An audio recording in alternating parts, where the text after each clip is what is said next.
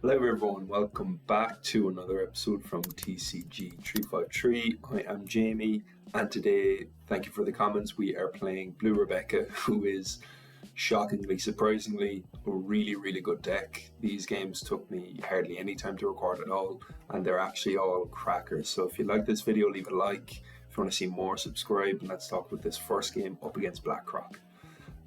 We start off with a nice hand because we have a 3 cost in hand, and I hope to say this is the only misplay of the entire video, that we should have bounced Viola back to hand to get the bluegill out. So yes, slight misplay. Great way to start off the video, but learn the lesson, it doesn't happen again. Everything else from here is smooth sailing. You could even argue it was the right play, but that would be a lie. Okay. Second turn, our opponent searched on their first. On our second turn, we bounced back the Viola to play with the bluegill, and we played out a Cavendish. So our board state is very strong at the moment. Our opponent cracks the Searcher and plays out the Bond Clay, which is clearly an error from them. Maybe they wanted to crack the Bond Clay to rest Cavendish, but I mean, we would have just given them counter, so it's all the one.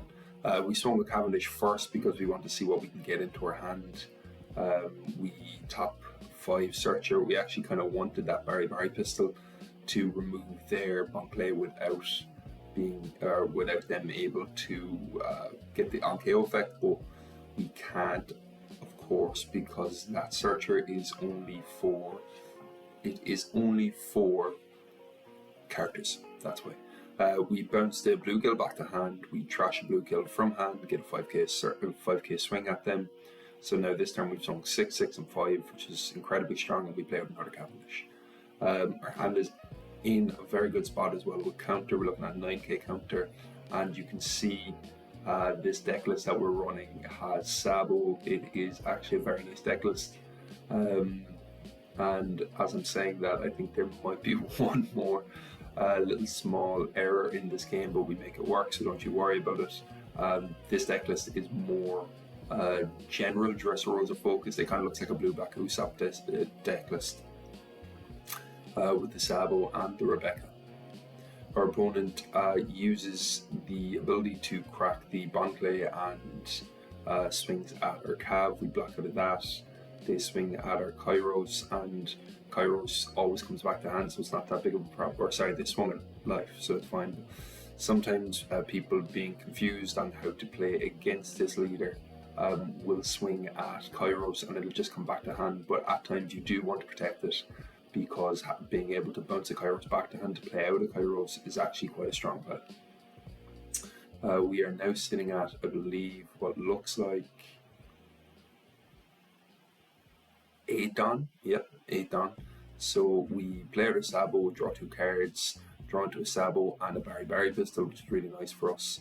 Bounce the Kairos back to hand. We were thinking of using a Rebecca to search here, and then putting a Don on it, but it's only 3 cost. So forget all about that. We got a Kairos out, and we swung 5, they give us 1k counter, we used Rebecca to search, and we get out the 7 cost Rebecca as well, which is very good, because our next turn is quite likely going to be a 7 cost Rebecca turn. So let's see what's happening now. They swing 6 into our Cav. We'll give them counter for that. Most likely there's going to be a Croc coming in this turn, most likely. So, you know, just let it happen. We kind of, if they want to use a Croc, we know exactly how they're going to be swinging. The only thing about our board state at the moment is using a 7 cost Rebecca would mean replacing like the potential Searcher Rebecca, something like that. And we don't have a viable 4 cost. We'd rather keep that Sabo 2k in hand. Our opponent chooses not to freeze the Sabo, chooses to freeze the 2 Cavendishes instead, which is fair enough. Actually, it's probably the best idea for them. So most likely now what we'll do is just bounce a card back to hand just to free up the board space for the Rebecca, which we do rate as a good move. We swing 5 into them. They counter, we swing 9 into them, they trigger out a searcher after taking that hit. We can only imagine that the one that's up is the forecast event. We'll just choose now which card to bounce back to hand. Could be smart to bounce back a Cavendish, but having the Rebecca in hand is actually nicer because it's 1k counter. So we'll play it over the Cavendish, and we'll play it over the Cavendish because they'll probably just get perma stunned anyway, so it doesn't matter to us too much. We bottom deck the 6 cost or the 6k body, and then we, with our last 3 done, draw 2 cards. So our hand now is actually very strong. We only have one brick in hand. We have a 9k blocker up, and our opponent is probably asking themselves whether they will go for game or whether they will try and sustain themselves for another turn. But we have so many bodies on board, and you can see here we have that Luffy on board, as Luffy in hand as well. So it'll be difficult for them to now confirm kill next turn, and having seen them attach 1 down as well makes me think that they're not going to use the 8 cost Croc. They attach 3 onto the Missile Sunday, and we give them a block. We're just incentivizing now to go all in because of course we have enough counter for all of it. They swing 7 into us, which doesn't check out. So we'll just give them 2 to 1, and they will swing 9 into us at the end, I believe, and we have that on deck.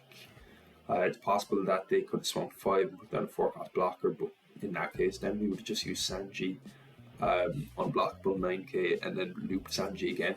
So it would have been unblockable 16k twice, which would have been pretty hard to get away from. Now they freeze a character, whichever character it is, we'll find out. If it's Cavendish, that's an area. They freeze the Sabo, which is cool, go for them. And we will now split our dons in an effective manner. We're just going to swing a bunch of 7s, really. 7s are a great number. We're demanding 2 cards out of their hand constantly, so 2, 1, 2, 1, and we'll have 3 cards left, and we actually have a good few swings on board at the moment, though it might not look like it, and we have options of having more swings if we just want to swing like smaller swings at them, because we could raw play out a Kairos, swing 5, and then bounce the Kairos back down and swing 6. So that is an option, but we did not choose to do that. Actually, we choose instead to go 9k. It worked out better with cards. They would have to give us 3 cards for that, whereas with a Kairos, if they kept the Kairos up, they would have, or if we used the Kairos to bounce back, they would only have to give us 2 cards. If our opponent did leave Don up, it probably would have had a good time. To be honest, they probably would have had a good time with it. And a different land would have been recommended from us, but they didn't. They went all in, which was probably an error, and we take the win. Go game to our opponent. Let's talk about the next one. It's against Ace. Ace is very, very good. That is the truth. And you'd think with Rebecca that it might be a difficult matchup for us because we're only swinging 5Ks, or rather, it's more difficult for us to swing 6Ks. We don't have natural 6K bodies that we can spam on the board. Just a lot of blue gilly and a lot of Kairos. So we'll see how this goes. You can imagine that the Unblockable event will probably be the greatest card in this matchup. And if you're thinking that, then you're definitely right. We bounce Rebecca back to hand, play the blue gilly, and play the Cavendish. So our board is pretty stacked at the moment. Quite strong. Our opponent swings 6 into us, we'll take that, and we get a nice trigger effect off the top to bounce the Yamato, or to put the Yamato bottom deck. So happy days. We will now play out the Shaki after drawing and discarding with our Cavendish. Considering for a second what to draw and discard. Like probably the Monkey D. Luffy. It will be useful later on in the game potentially to be able to bounce a Marco back to hand, but at the moment we like the Sabo more. So that's the angle we're going to go with.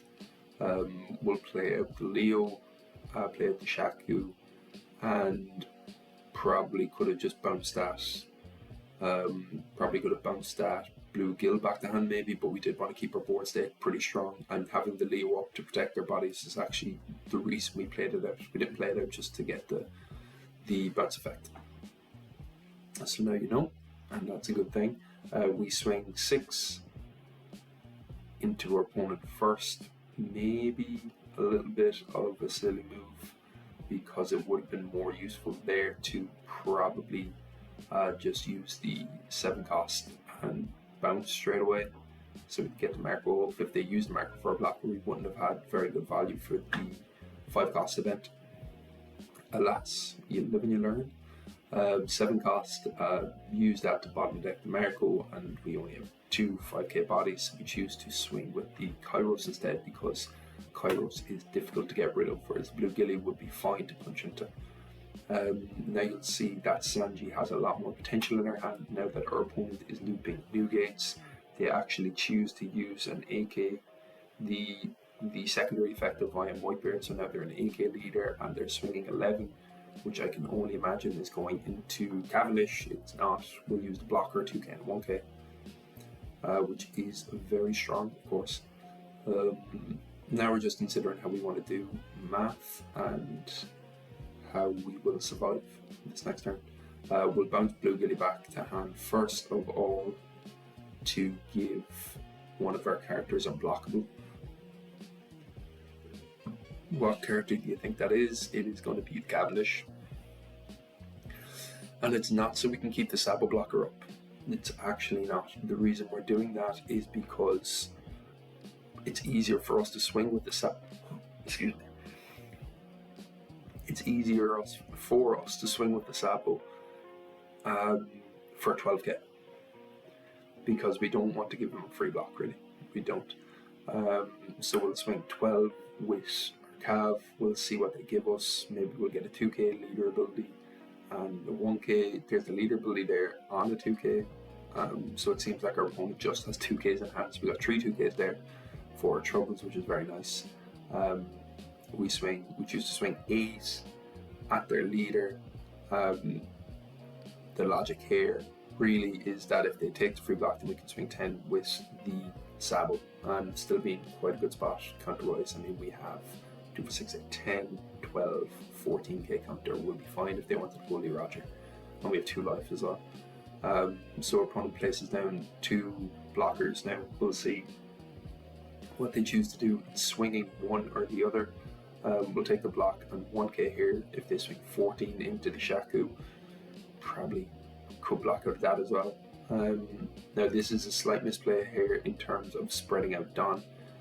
So what the best line here is definitely is to bounce the Sanji back to hand and then play the Sanji back out. But I just brain farted and didn't, so I have to spend 3 Don now to play the Sanji out, which actually puts me at a bit of a risk because it means I'm swinging 16 Unblockable as opposed to 19, and 19 is 2, 4, 6, 8, 10 guaranteed, especially with the 1 Don up. It's probably the 3k event, so that would be 18, so 19 is guaranteed, whereas 15 is not guaranteed. It's just something to note from this line here. We do expect they have an event, but we don't actually fully know.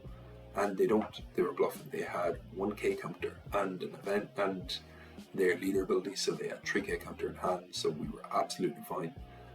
Good game to our opponent. Even if they wanted to go all in next turn, I'm pretty sure we still had it. That is the strength of being able to draw so much with all the searchers and just gather up a massive hand full of cards that you specifically choose for matchup. And in that matchup we had a Sanji and Unblockable locked in, so we were just gathering 2Ks. Good game. Let's talk about the next one, which is up against Mihawk, a deck that I didn't think I'd love so much. I don't know if you watched that video where I played it. It is so fun. I didn't expect that at all. I was always a Black Croc player when OP15 was out, or OP14? Yeah, OP14. Because Black Croc was cooler and I like it more in the anime. But, geez, yeah. Mihawk's really good. So I'm glad I was able to find a game against Mihawk to show off the power of this build. Yeah, our opponent has a great name as well. Just noticed that there now. They're definitely doing a lot of searching, that's for sure. They got some good events in hand that will be difficult for us to come up against. They swing 7 into our Kairos, so we take that. If they were swung 7 into Blue Gilly, we would have blocked. But just having the Kairos back to hand isn't too much of a detriment for us at the moment. And now we will bounce the Blue Gilly back, play with Kairos, and waiting for them to bottom deck a card, and we'll actually trash a brick from hand, not the Kairos because it's handy to have, and get the rush off. So we swing 5, 5, 6, and we bottom deck one of their cards with the Shakuyaku ability, I believe. I think that's the character's name. And then Brain Fart, I thought I could use the leader ability again. Cannot. Fob it. Return a card to hand. No, Jamie, you did it already at the start of the turn, so kind of forgot that. Alright, what's happening here? They arrested a Don, and I don't think that Bonnie attaches it on, but they did arrest it on, and the Electric Boogaloo, I think so. Forget what that card is called. Garchu, maybe? Electric Boogaloo, we'll go with that. So now we raw play out a Kairos, and we will swing 7, and then we're going to swing 7 again after this, to be truthfully honest.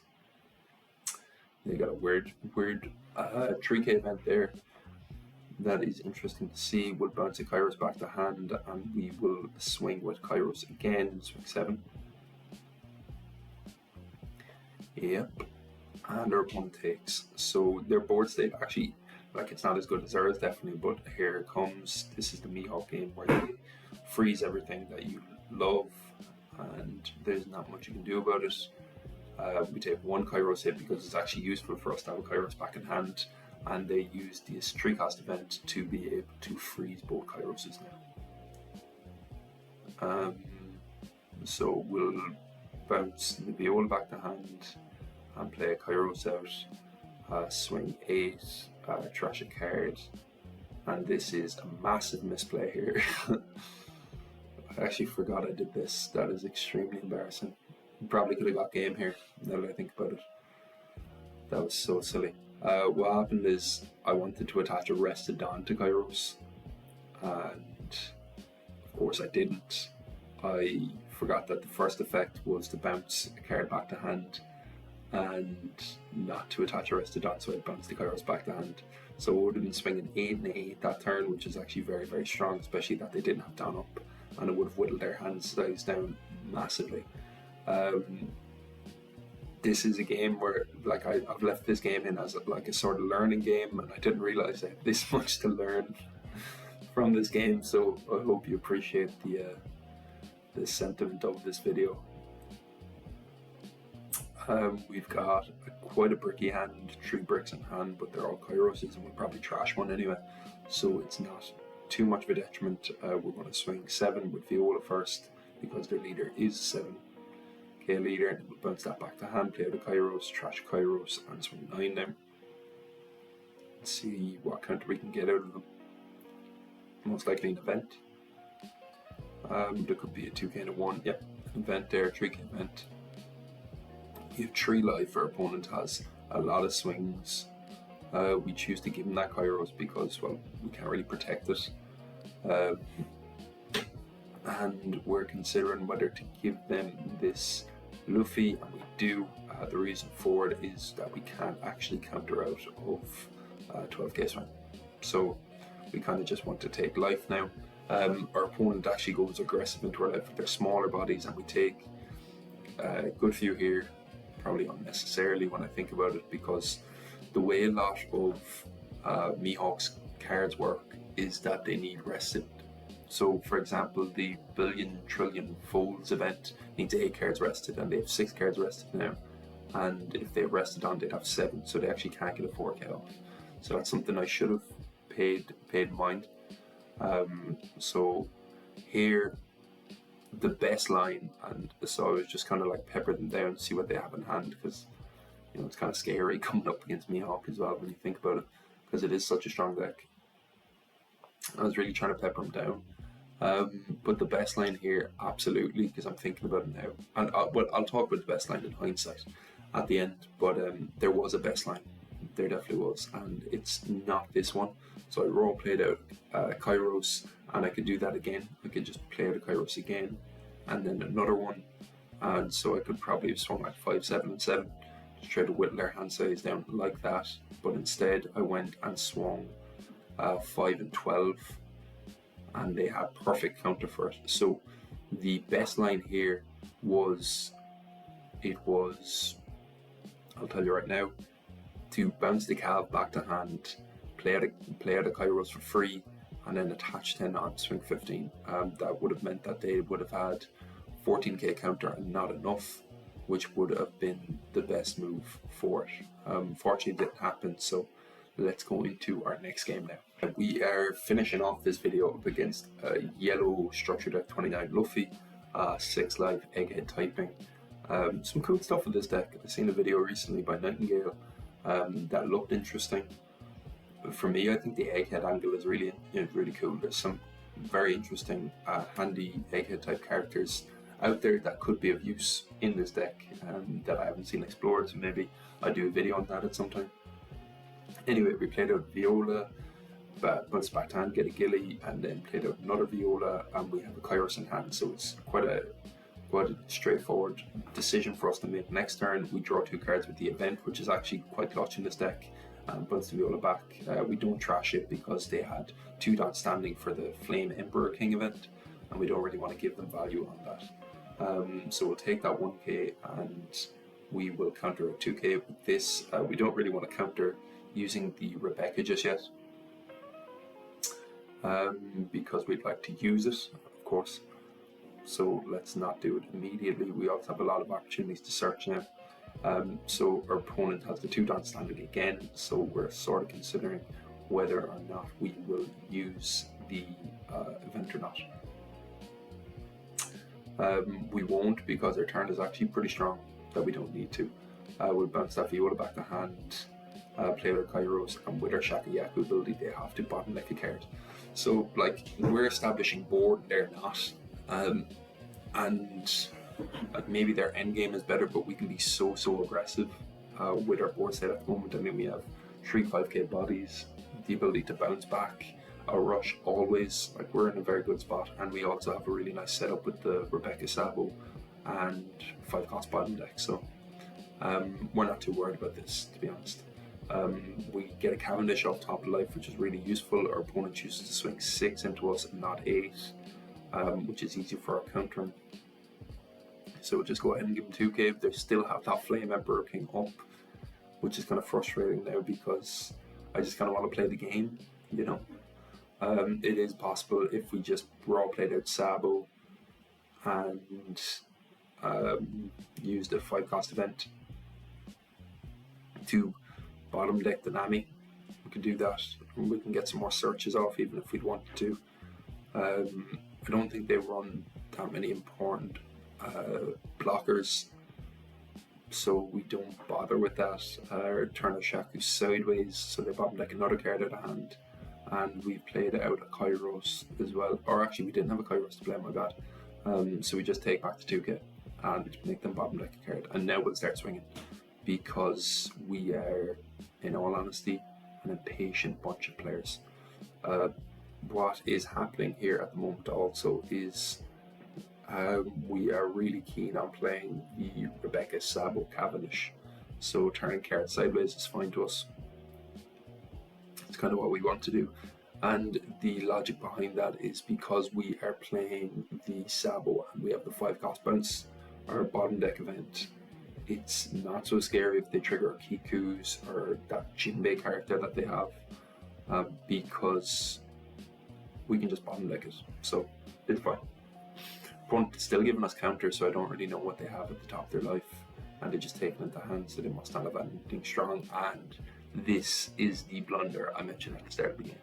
So with blue black Usopp, you can play out Rebecca on curve and get the payout immediately because you plus 1 cost. But with Rebecca you cannot, and that was something I learned, that Rebecca only has her ability when there's an A cost in play. So right now, for example, if there's an A cost in play, Rebecca would be so good to have. Is it a good thing we have a second one? No, because we used it for counter, so it doesn't matter to us all that much. So that was a big learning period there for us. We'll attach 1 to Rebecca to get the most out of it on the board. Just keep peppering 5, see what happens, because we want them to actually trigger out their life, so that we can get good 5 cost Bari pistol value. If it is a Kiku, I'd rather bottom deck a Kiku than a Nami. Swing 7 at their life, and we'll see what they have triggered now. It's actually the Searcher, and they get another Flame Dragon King, which I don't think is very useful for them at the moment, but look, I'm not the one playing in their deck. We get a Sabo, and we play over the Kairos with the Cav. Probably would have been smarter to play over the Rebecca, now that I'm thinking about it, but look, what can you do? Kairos is just useful to have on the board, especially 2 of them, because it's hard to remove them, and also you can bounce them back to hand and rush with it, so it's always handy. That's what our opponent does. They swing 9 into our Kairos. If we had 2 Kairoses up there, we would have been in a better spot. So just something to keep into consideration for you while watching this, and for me when playing these games in the future. Play the Viola, and we'll take the counter. Once Viola back to hand, play the Kairos, get our opponent to bottom deck a card, and the value we've got out of the Shakuyaku in this game has been unbelievable. A really clutch card in this deck. So now we're going to start splitting bonds. If we want to, we could actually play out the Rush Luffy. Something we'll consider, alright. But for now, we'll just swing 6 and see what happens. They do have that Flame Dragon King event, and really what we're hoping to do, or hoping that happens, is that our opponent had given us more counters, so we could have gone kind of all in into that kid to get that off the board, but they don't, which is unfortunate enough. We learned our lesson from last game, so we're actually not going to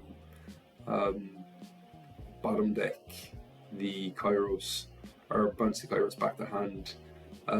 Unfortunately, we don't have anything to bounce back to hand. We could have bounced their Lila back to hand, but we've just been given up counter and search, and that wouldn't have been any use. So we swung 9, and they, I believe they countered that, and now it seems like they're going to go for gain.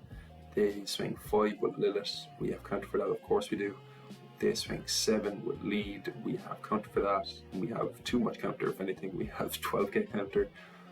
They swing 9 into Shaku, and we will block out of that. We also have the Sabo blocker on deck, which is so useful, and they changed their order of swinging, that they probably should have left the Luffy to last, because the Luffy became 11k at the end. Still would buy counter for it though, because we were just that lucky. We can actually do something cool here, so we can, well, we're going to be swinging with everything now, okay? But one thing we could do is play out the Rebecca, search for whatever reason, doesn't really matter, and then bounce the Rebecca back to hand. Oh no, we can then swing with Luffy, bounce the Kairos back to hand, and then play out the Rebecca and play the Kairos out for 1 down, which actually kind of cool. It's the reason we have the Luffy in, but I just seen the goalpost, you know. I knew we could win just with what we had, but that is the reason the Luffy's in the team, because giving Arrested Dawn in this deck is useful, because you have the Rebecca blocker, and also you can do things like that, like bounce the Kairos back to hand, play out 1 cost, so you can get 1 cost Kairos Searcher, and it's like the trashing doesn't matter then because you search. So yeah, that was the game. Our opponent had many Flame Dragon Emperor Kings, but we had a huge board, so it was hard for them to do anything, and the A-Cost Luffy came in very clutch at the end. Good games for all of our opponents today. I hope you enjoyed this gameplay. I made a Rebecca video because you asked for it. Thanks so much to the subscribers and commenters for always supporting the channel. It actually means a whole lot, especially when I took the few weeks off. So thanks a lot for everybody who's watching. I hope you liked. If you did, leave a like, and if you want to watch more, please consider subscribing. It is greatly appreciated. Thanks so much. I will see you in the next video. Bye now.